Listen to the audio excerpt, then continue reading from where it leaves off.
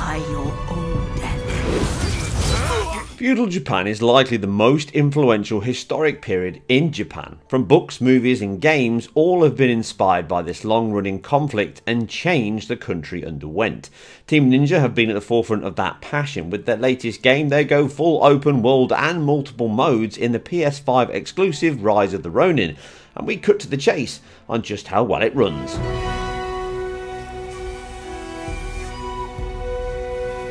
Upon boot up, we have a choice to make. Graphics mode, confusingly focusing on resolution, with a dynamically scaling 1440p that does show signs of reconstruction from TAA or maybe even a checkerboard resolve, with a counted 1080p low. Next, ray tracing mode is remarkably similar in its visual quality, aside from ray trace reflections, although there are a select number of surfaces such as small water bodies and non-dynamic reflected objects in the game, such as glazed terracotta pots or tiled floors.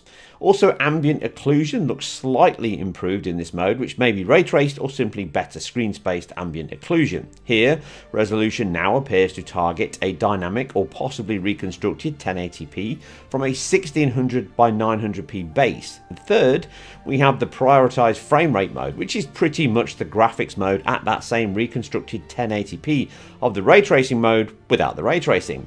Last but not least, an unlocked 60 FPS option is available for both graphics and ray tracing modes, but frame rate mode is fixed at 60 FPS. All modes run a 4K UI and the game is scaled to 4K in each mode, and all tests were with launch day patch 1.02 applied.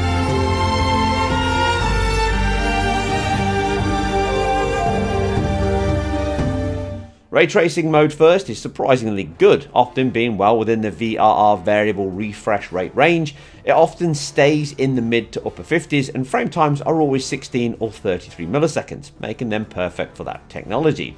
The heavier battles with snowflakes, fire embers and multiple enemies can maintain a good 50-ish rate of performance. Without any big spikes, it feels responsive and far superior to a fixed 30 FPS mode that you can have on by default in this, and the graphics mode, which brings me back to the point I made in our Dragon's Dogma 2 review. Unlocked frame rates can be better when consistent frame delivery issues can cause erratic frame delivery when a half refresh VSync is enforced. Using the graphics mode as an example, but the ray tracing mode is the same when capped at 30. Once the frame time is capped, the game struggles to deliver evenly paced frames, and what happens is the game will drop a frame, causing a missed delivery, and the frame time jumps up to 50 milliseconds.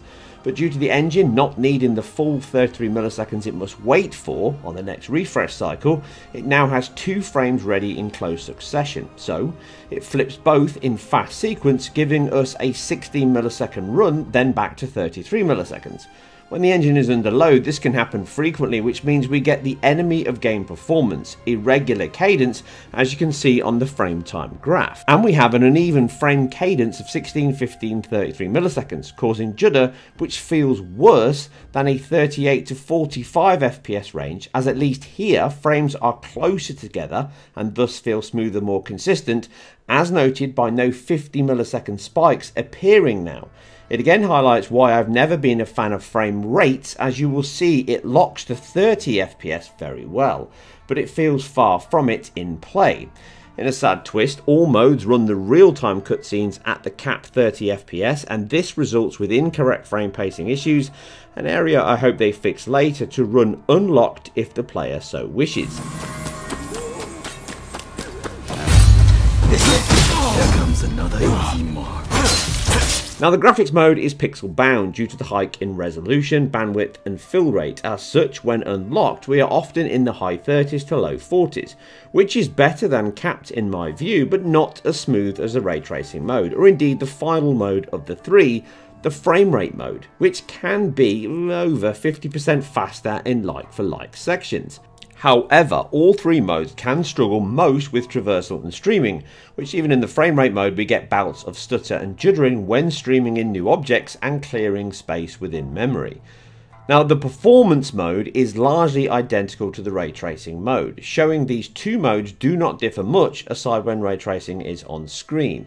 Here the performance mode can be smoother, with it often hitting the 16 millisecond target, highlighting that the ray tracing mode can at least cost something on performance, possibly between 2 to 4 milliseconds, which is big for a 16 millisecond frame time target. However, no mode locks to a clean or stable 60 FPS, and although the performance mode comes the closest, it's still an issue at times with obvious dropped frames and judder, which means those with the variable refresh rate screen will get much more consistent performance rate. Although it's never terrible, it could still be better considering the low resolution it runs at, but it may not be fully GPU bound.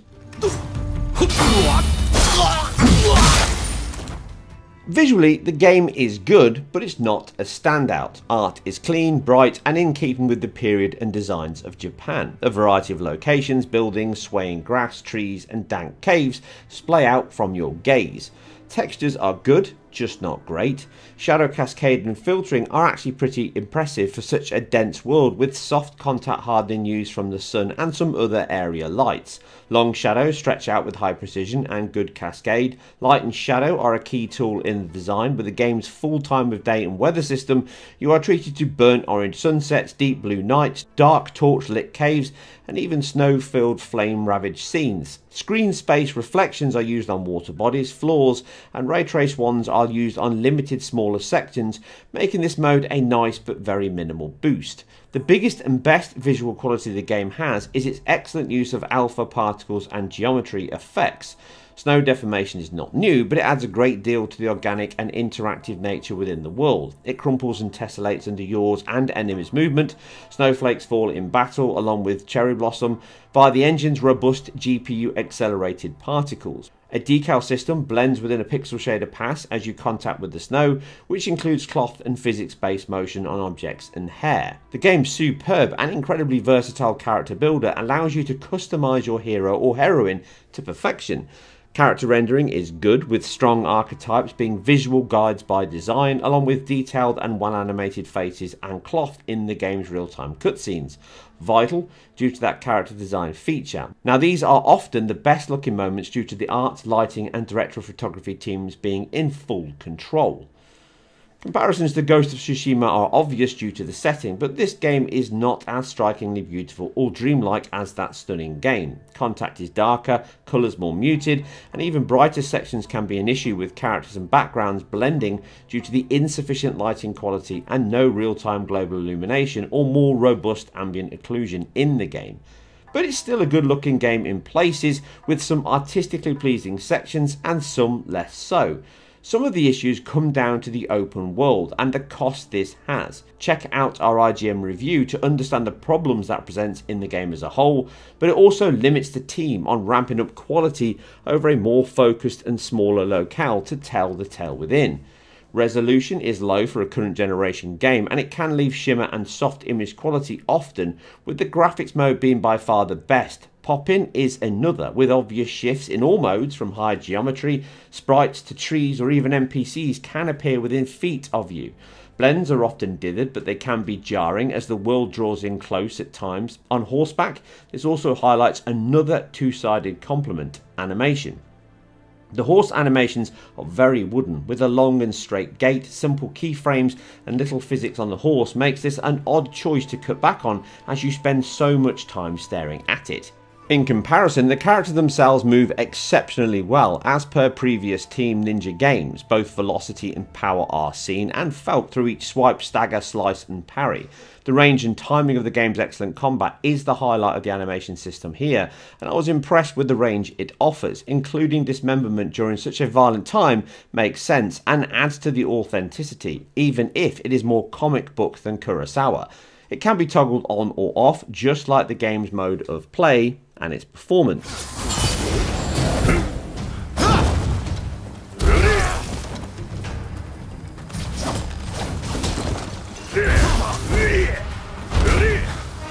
Loading is fast into games and between the real-time cutscenes, but not a title that leans into the modern SSD super speeds. Loading a game takes about 8 seconds, which is more than fast enough. But jumping into the menu ahead of the fixed missions or coming out of the biggest story sequences, the game can fade to black for seconds, causing small delays, and feels like a legacy of the last generation Team Ninja engine underneath. Now this is one area, along with the good physics but incredibly short lifespan objects have before fading out, that could do with some technology focus placed on them, as the fade to blacks and delays going into these sections and the fading out and in of objects often in the world does stand out throughout your play, along with the heavy reliance on poor texture billboards for objects into the distance. Music is suitably used in the game with a Hans Zimmer-like acoustic style with string arrangements, pipes and other suitably Japanese themed tunes that add a great deal to both the tranquility and the serenity of those quieter moments and the tension in those heavier battles.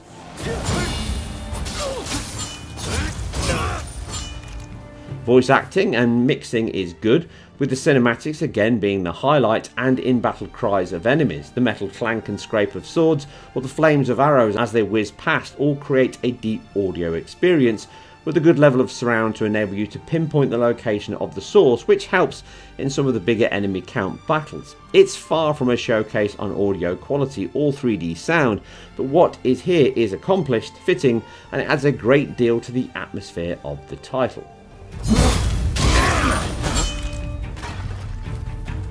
Team Ninja were once leaders in the fast-paced action genre and bleeding-edge technology in Dead or Alive and the Ninja Gaiden series. Rise of the Ronin is their most ambitious title to date, but the expansive landscape here does not offer a great deal to enjoy or admire over their previous more focused titles such as Nioh.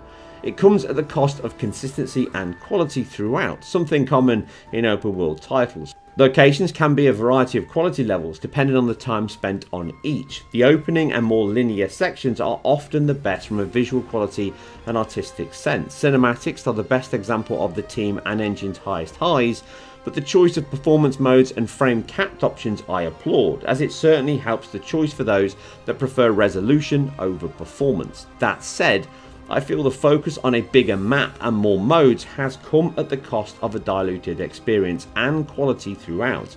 With a single performance focus mode that locks to 60 FPS and a smaller, more focused story would have stripped away much of the issues and distractions here, as when it works it looks, feels and plays great.